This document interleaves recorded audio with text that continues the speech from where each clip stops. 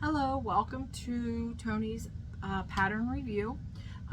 This pattern that I wanted to talk about was the Bellezza tote, and actually I made the handbag, but the pattern is written with a tote and a handbag option, both options.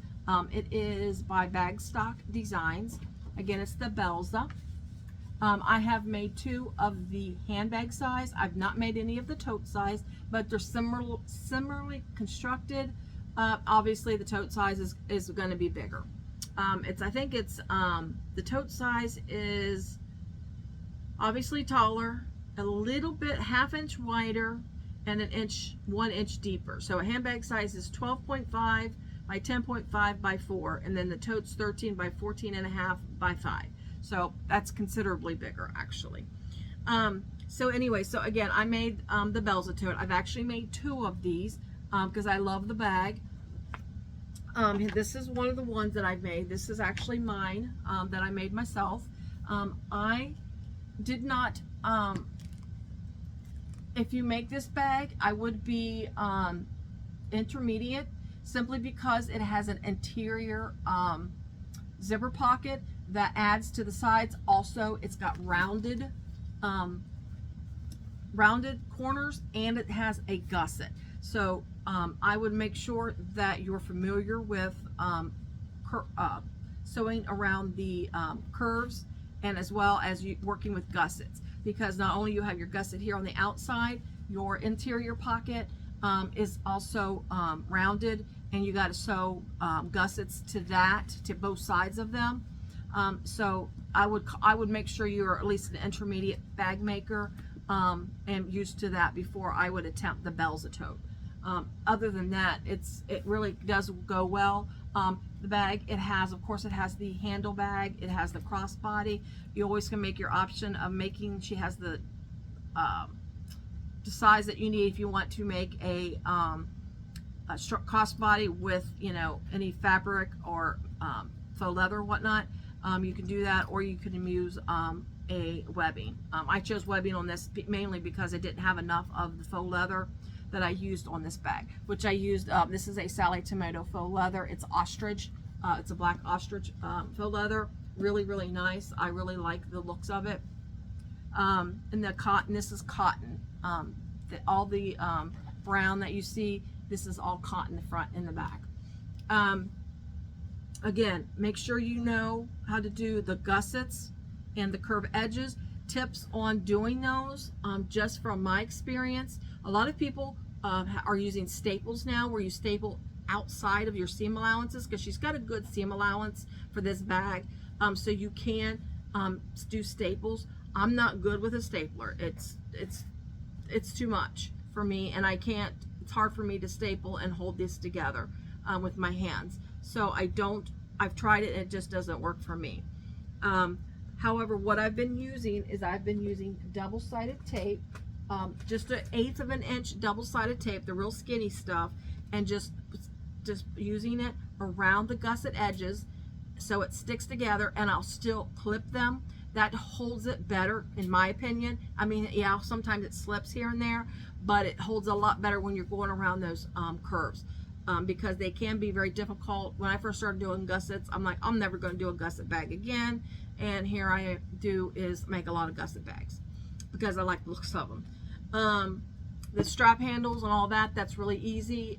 Again, reminder is I sew on a domestic, so this is all done on domestic machine, so it's domestic friendly. You've got your handles here, your crossbody. These were easy to sew on. Just make sure you got your measurements and your centers marked on your gussets. The gusset does go in a little bit, so this is not, obviously it's not the same width at the top it is the bottom, so make sure your top and bottom centers are marked on your gussets. Purse feet, just be careful when you put your purse feet on that they don't get caught in the machine, or when you're sewing these together, the purse feet doesn't interfere. I found that when I do the purse feet, I hold it, I'm trying to remember exactly how I do it. I hold it with the purse feet, and I just kind of fold the piece up a little bit, because some of the interfacing is not in the seam allowance, so that gives me that little bit where I can fold it up and just sew as close as I can. It may go around it a little bit, but not enough that it makes shows a lot. So there may be, you know, but it helps a lot with that. She suggests foam in the bag, you know, just your basic interfacing, like your 101 on cottons, and then foam it. This particular bag, I did not foam. I used a heavier duty interfacing. It's M-Line Bags EB Fuse Heavy. I used that. I think I used 2 layers of it to give it, like, to be mirrored to a Decaville Heavy. It's basically 2 layers of that does. It mirrors. So that's what I did for this to give it its shape. The pocket, this is an easy pocket. It's just, you just kind of, it's like a little fold thing that she gives you all the dimensions and shows you exactly how to do the pocket. So that was real easy. That was really easy to do. The picture shows it real well. This pocket in the back, it's pretty neat. It's a zippered and a snap pocket. So you'll need like 4 pieces of fabric for this. And if you read it, I think she suggests you like use the same color, same fabric for the inside of the snap pocket as the exterior of her bag. Now obviously you can change that around, because the first time I made it, I kind of accidentally flipped them around and wasn't thinking about it. But this one, I chose some really cute interior fabric. I used like a little cactus print. I don't know if you can see it, but anyway, so I just made that the inside of this pocket here on this side part, because obviously this part is the exterior of the bag, but I just did that on the inside of this pocket, and then both inside here is the actual lining. But it's she's real clear on how to do this, so this was quite easier to make. Now, another reason why I suggest to be intermediate is because of the interior pocket. So this has an interior, what's it called? I can't think of can't use my words. An interior pocket, I guess you could call it. So this is an attached interior pocket. So this right here in the center, this is attached to the interior lining gusset. This is sewn in 2. Your gusset, you'll have 2 gusset pieces for each side of the pocket. So you make your pocket in your bag, which the pocket itself, it's real easy. It's like a zippered pouch. You're just not sewing it completely together like a zipper pouch. So it's constructed around the zipper and everything as a zippered pouch. But the side here where you do your gusset, this is the inlining gusset. It's in 2 pieces. So you're going to sew this pocket to each piece of this gusset. So the gusset pieces, there are 2 pieces to it. There's like, she has an A and a B, and they're shaped differently. And that creates the rounded gusset at the bottom. When you sew it together, it'll give you that round gusset. So you want to make sure when you're sewing those on that you sew them in the right positions.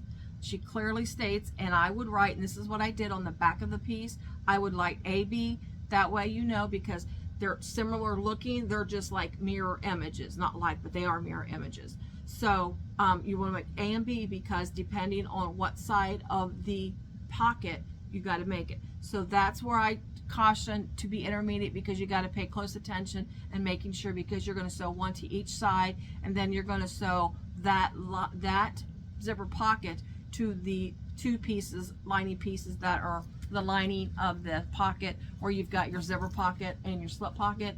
That's going to be what you're going to sew your interior zipper pocket to. So it's, and like I say, the directions are real clear. There are at least one tutorial that I followed, that I watched. It was Siahswag. She has a good tutorial that explains it and shows you how to do it.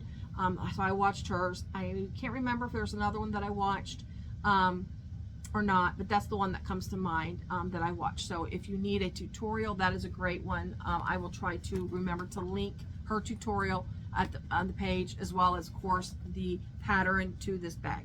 Other than that, it's a great bag to make. And if you're an advanced beginner and you really want a challenge, I should say, if you want to challenge your gusset skills, this will be a great one because you've got your gussets you got to worry about here, and then what I explained on the interior pocket. So again, this is the Bellezza tote. This is actually the Bellezza handbag, and I believe the tote itself, again, it is constructed the same way. It is just a larger bag to have. It does not come with a crossbody. This one did crossbody, but the tote, because it's so big, it's not a cross. You can always add a crossbody, but it doesn't, the pattern itself doesn't say crossbody. So you would just have to put it on yourself the way you want. So I will link the pattern below in case you're interested in purchasing it. It's a great bag, bag stock designs, great patterns. I love her patterns. And a lot of her patterns are featured, makes tutorials on a lot of the popular YouTube tutorial sewists, and even some of the ones that don't have a ton of subscribers. A lot of them are doing them as well. So you could always search for the Bellezza tote. And I probably will come up with a lot of tutorials, so you could see a lot of different ways people make the bag, a lot of different ways people change bags around, because of course as bag makers we like to change things around and make them our own way, but this bag was made exactly as the pattern is written.